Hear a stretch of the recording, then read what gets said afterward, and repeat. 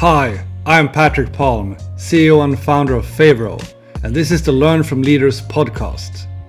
The background to these interviews is that Favro clients are some of the most innovative and agile businesses out there. And it's used for collaborative planning by marketing teams, by product teams, HR, management teams. And what this means is that we get to know some truly inspiring people.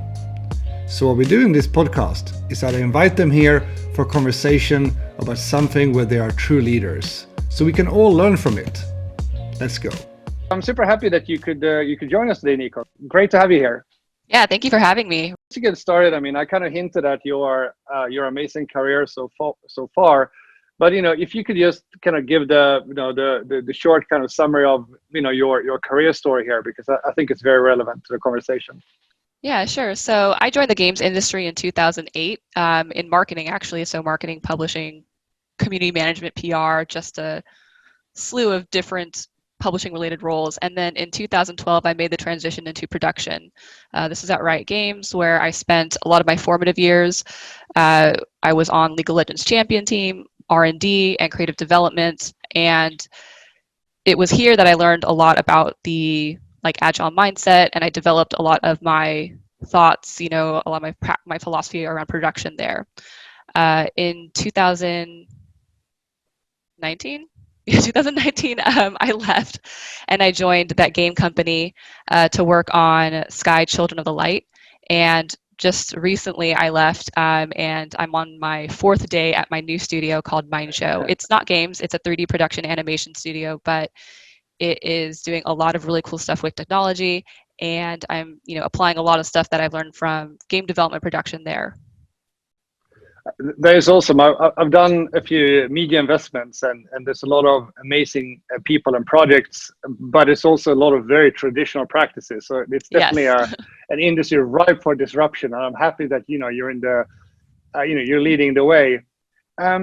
If you look back on your years in production in game development, what would you say have been the changes in terms of challenges? From kind of you started, what was like the big challenges then, and how have you seen that change over time? Yeah, so I think this challenge is still persistent in the industry, but the idea of transforming your company to from a waterfall methodology to agile, I think it's gotten, I'm going to use air quotes, easier technically, but it's still really challenging. So when I was at Riot, the transformation was happening a little bit before I started in production. And but what I did notice was there was a lot of pain involved, where Scrum was sort of being forced onto teams without really understanding the agile methodology, where it's hey, Scrum is a tool, it is not, but using Scrum does not necessarily make you agile. So a lot of teams were being forced into rituals, and it just didn't make sense necessarily for their workflow. And also people were being evaluated on did you implement Scrum versus are you actually getting results for your team and your product? Now I feel like this has gotten better, where at least within Riot, and I think other companies like EA and DICE, where people are walking in, if they say hey, we're going to move towards more agile practices, they are being more cognizant of the team's needs to build, to sort of ease them into a new way of working, and also tweaking it to make sure it makes sense with them. But it was really rough at first, and I feel like it's just it's gotten better. But any transformation, any change that you inject onto a team is going to be difficult to stomach. I think that's a very interesting point. We definitely seen from our point of view also how we have had a transition from, let's say, doing agile to being agile, right? And not caring maybe too much about the exact method you're using or practices. And when you think about it as more being agile, then there's a lot of other things that comes into play as well. Everything from infrastructure to how you do your performance reviews. If you look forward, then what do you think? In the future, if we have this conversation again, in 5 years, what do you think will be the hot topics then? I think what we're seeing right now is that there's this huge social reckoning. It's obviously pretty near and dear to America, but it's global, right? Where we're the gaming industry having a huge wake-up call in terms of sustainability, in terms of sexism, in terms of racism. And so I feel like the challenge right now is there's a lot of companies who are, they're putting out a lot of platitudes where it's like, hey, we're going to change, we want to make it better. But what people are going to want to see is, sure, you're saying it, but like, what actions are you taking? And are your actions getting results? And that comes with, like a process is needed in order to enact those types of changes. And so I think that's what we're going to see. I mean, I hope that's what we're going to see, starting now and for the next few, next years. That's a great point. It makes me think about a conversation I had very recently in connection with all the demonstrations in the US, where one person not too far from me was going to he was like posing the question of where shall I invest money to support the movement for change. And fortunately, my friend who received this question from this person was very good to say that, well, hold on a second, you actually own a couple of companies that are very significant in this industry. You should not give away money for a movement. You should look at what kind of recruitment practices and other practices you have in your own companies. That is a much more important change. So these kind of changes are maybe everything will just fizzle, or maybe we'll be in a much better place in 5 years. I'm saying much better place because I hope we don't have the alternative of being like in a worse place. Yeah, exactly. Yeah, I mean, it's important to do both, right? Like, you only can control so much of what your influence is. And, if you're running a company, you have great influence in terms of diversifying your studio, being more inclusive, but like, if you can also like donate to causes, you should, So yeah, I mean, everything is needed right now. That's true. So in terms of, more concretely, challenges that you have tackled over your, last few years career-wise, and of course, I'm quite interested in the application of Favro. Can you just share a little bit about, what's been on your, problem tackling backlog and how you've done that? Yeah, so I mean, I've got a couple of examples, so let me know if I go over. But I started using Favro extensively around 2017 when I joined an R&D project at Riot. This project was in discovery, and it's really hard to track what you're supposed to be doing when you don't, you're trying to establish your direction. And I don't even know if this studio was using any sort of tracking system aside from maybe like a Google Doc or a Google spreadsheet. And so what I did there with Favro is I ran like a Moscow exercise. Now this was physical, like we had Post-it notes, we had a huge whiteboard that like went from the ceiling to the floor, and we did a Moscow exercise. I ported that over into Favro. And then from there, I refined that with the design lead and the product manager to create a clear backlog of work. Because there are so many different ideas that you can pursue, but like what are the ones that are actually going to make a difference, or what are the table stakes? And what we ended up doing there is, the nice thing about Favro is that you can have multiple backlogs, like all present on one collection. Is we had a prioritized backlog, we had an unprioritized backlog for stuff that we knew that we wanted to do, but we weren't sure in terms of where it slotted. We also had a suggestions backlog where anyone from the team could submit new ideas, because when you're in R&D, you're going to have a sense, like, you have to kind of put your foot down and be like, we're going to make this, but you also know that through testing your hypothesis, you're going to realize that like that worked, that didn't, and maybe if we tweaked it, it will, it will actually bear fruit.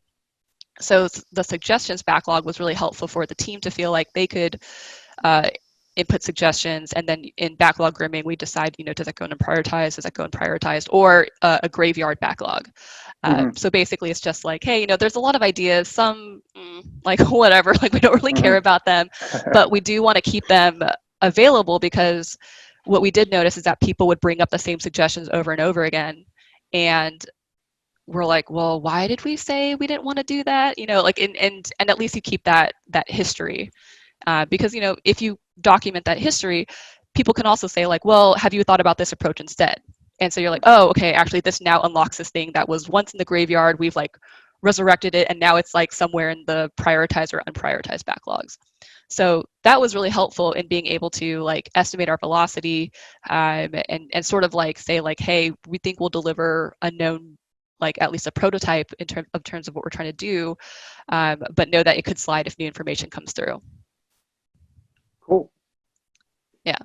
Another example of this was when I joined TGC. I don't know if people who heard this earlier, but they were asking like, "Oh, what's like at TGC?" And I said it was crazy because TGC is a very intuitive studio, and process. I think previously, at least when I was like interviewing people when I first joined, was that when process had tried to be put in place, it felt like very restrictive. And so with Favro, like what's really nice about it is it's very intuitive, like anyone can jump in. And the team was already familiar with Trello. Like, I think they had used it for some like personal use. And by introducing that, I was able to set up some templates for one of our evergreen teams. So for those who aren't familiar with Sky Children of Light, get familiar. It's great, play it. But every quarter, the team drops new content, and this is like a ton of content. There's a new level, there are new characters that tell a story about the world, and they each have some cosmetics, some unlockables attached to them. So it's just a ton of content that gets dropped every 3 months, and it's a lot to manage. And so I created a template to make that more like to be easier to set up. So once we get done with the season, we can just archive that collection and create a new one. And that helped. What I realized as I was leaving and trying to get like my backfills ready to take on that responsibility was that I made it a little too complicated. Like the backlog, like there were several backlogs, only I really understood how to use the system.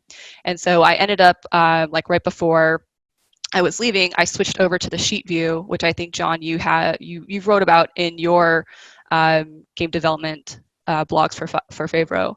And so, yeah, it made it a lot easier to sort of visualize like all the assets that need to be made and what the status of it is, and also just update it.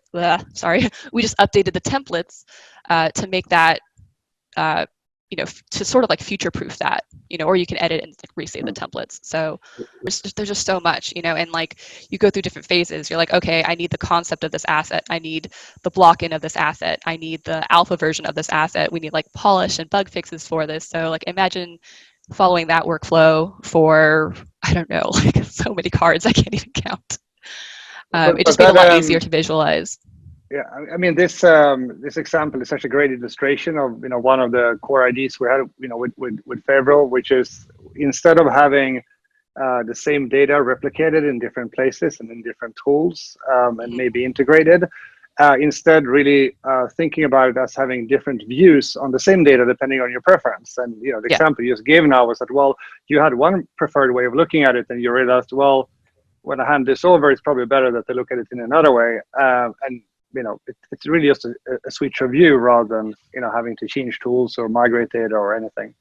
Cool. Yeah, and what I really liked is when we were like messing around with the sheet view is that you can also like go back into Kanban view for just like a specific column.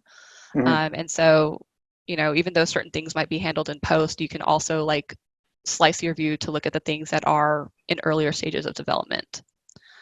The other use, I think, since we're talking about remote game development, that I really liked Favro for was meeting facilitation. So the first thing is like stand-ups. Like while I was at TGC, the team there is pretty large. Like typically, like at least in software development, you talk about having a team that's maybe like 7 to 9 people max. The team that I was on was like 20 plus. Oh, and wow. So our stand-ups were really long. and this was a pain point for many of the people on the team, because you're like, oh, we're talking about relevant information. This is now actually taking 30 minutes.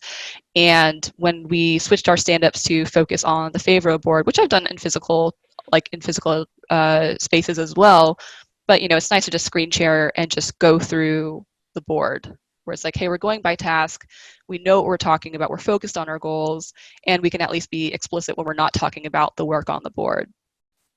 Additionally, I implemented retros at TGC, and that was that was a major challenge for me to figure out what's the best way to facilitate a retro for a team that has not typically done them before, and also again on a large team. And so I created a Kanban board on Favro where I asked very simple ones. Like I know there's another one on Favro where they talk about like they use the boat exercise, like what's slowing us down, what's making us faster. I went with something simpler, which is kind of like what's going well, what needs improvement, and then action items. But I also use like the backlog view to show like what the agenda is, so it's always apparent, to show what the ground rules are so people know like what's the productive way to engage. And on top of that, what was really nice is, if you've ever done physical retros, I mean, I typically do like the post-it note on the whiteboard and you're sticking stuff up. But what happens after the retro is done? You take all those post-it notes, maybe you save a couple, you probably throw them away or never look at them again. But the nice thing about the board setup is I created a new board for every retro. So you could go back and you like, oh, this is a retro from this month, this is a retro from the next month.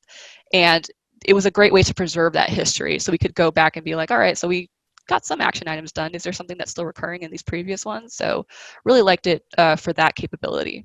Just made it so much cleaner to read as well, because it's also kind of hard to read people's writing that's not your own. There's one question I of course have to ask you, and I'm obviously extremely biased in this question. For sure. Comparing tools, but I mean you've been exposed to a lot of tools in your career. I mean, it would be cool to just hear from you kind of a short kind of compare and contrast between Favro and the other tools you used. What do you miss when you're not having Favro? Yeah, so I mean, one of the other tools that I use extensively is Google Sheets. Like a spreadsheet is just a great place to prototype a workflow, or if you're just doing like a small slice of work, sometimes it's just the easiest for everyone to jam in like one of those files and work stuff out. The thing though is that like you have to do, if you're trying to do something more complicated, now you need to know how to use formulas, how to arrange your views and whatnot. And copy pasting is like really annoying in Google Sheets. Rip to physical boards, but those were always fun. If you had the place for them, like the presence of a physical board, I've always really enjoyed. But it's not something that we have the luxury of right now for those of us who are working remotely. Though it is a luxury to work remotely, like it's awesome. As for Jira, that's the other one that I use. I'll be honest, I still haven't found anything better than Jira for bug tracking. Just like being able to get the reports, the burn down reports are really, really useful, like knowing where bugs are coming from, like how to divvy them out. But oh my God, it is horrendous for project tracking. The learning curve is so high. Like unless you're an engineer, a QA, or producer that's taking the time to learn JQL, I have never found another discipline that has been willingly like, yeah, I'm all about Jira. Whereas with Favro, like they kind of just jump in and they figure it out. Additionally, like I've worked with evergreen teams, so like with champion team, you're making new content, but it's still for the most part you're still doing the same kind of stuff. Same thing with seasons for Sky Children of the Light, and there's no easy way to clone multiple cards. So when you're working with these like massive features that have a ton of different assets or tasks, not being able to create templates is such a time sink. It feels like grunt work, and this is not the kind of stuff that I think many of us in this space enjoy doing. We want to use that energy to go solve more challenging problems, not just like data entry. That's a great example. Jira is probably the most typical legacy tool when it comes to having to interact with other tools from a Favro point of view. So what we did was that we created quite robust integrations with both Jira Cloud and Jira Server. Mm-hmm. And a good practice that I see is that teams, well, firstly having embedded QA in their squads, so they actually try to find and fix the bugs within their iterations. But then they probably have a QA team to capture what I call escaped bugs, and those will typically be in Jira, and there might even be external QA. And then by using the integration with Favro, you can have a backlog in Favro, a list that is automatically being populated in a two-way sync with those bugs. And then you can just click and drag those bugs into your next iteration, or your Kanban board, or whatever way you set things up in Favro. So then you can manage your escape bugs in Favro. It's a two-way sync, so it gets updated on the Jira side, and that is probably the most elegant way I've seen this situation being handled. Right. Cool. Niko, thank you so much for joining us. There might be more opportunities to jump into the conversation here later. I hope you enjoyed that interview. I certainly did. If you want to elevate yourself as a modern leader and help your teams become even more successful, then check out Favro Academy at favro.com. There you will find podcasts, webinars, articles, all free of charge. Check it out.